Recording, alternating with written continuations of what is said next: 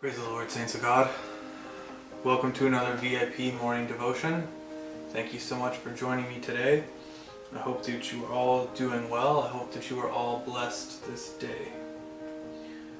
Today I'd like to read Romans chapter 12 verse 2, and then I'd like to jump to 1 John.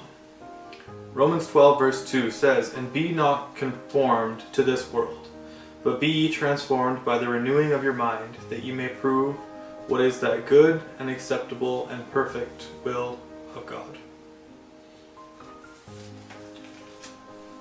And 1 John 2 and verse 15 says, "Love not the world, neither the things that are in the world. If any man love the world, the love of the Father is not in him." So, the phrase being in the world but not of the world has been on my mind lately. And what God has really been guiding me towards is, even though we are in this world, we shouldn't let the culture of where we are in affect us. So there are many different ways that the culture of the world around us can affect us, but I want to focus on finance today. So we live in a culture here in North America that is extremely materialistic and extremely consumeristic. We live in a culture where people like to get new and shiny things just so they can have new and shiny things, not because their old things are broken, not because they necessarily need these things, but just sometimes it is for vanity, to show off, and sometimes it is just for the enjoyment that having a new thing brings.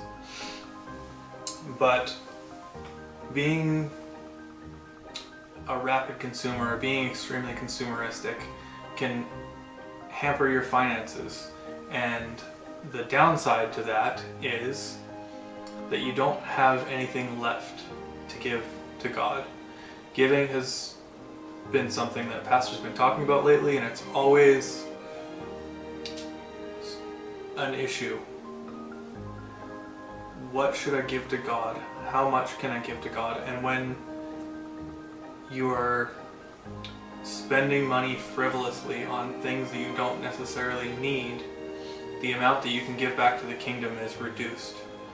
Another thing that is very common in our culture in North America is debt.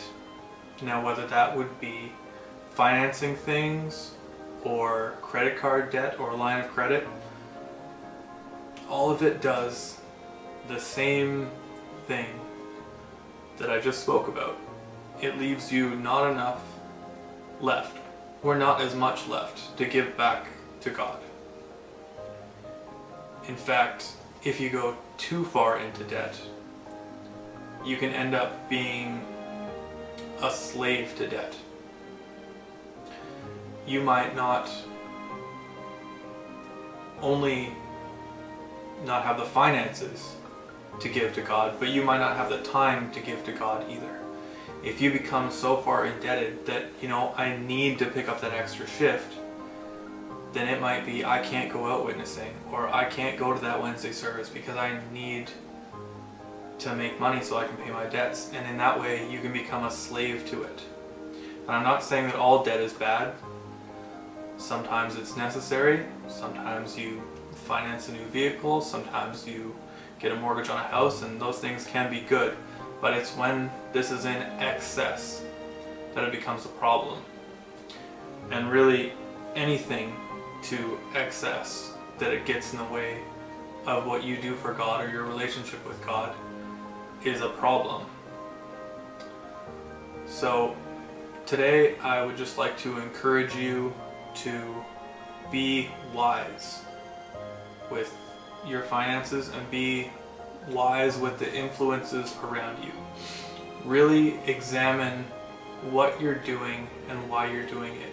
Is it because the people around you are doing it, or is it because it's something that you really want or need? We should be in this world, but not of this world. and the only culture that we should conform to is a heavenly culture.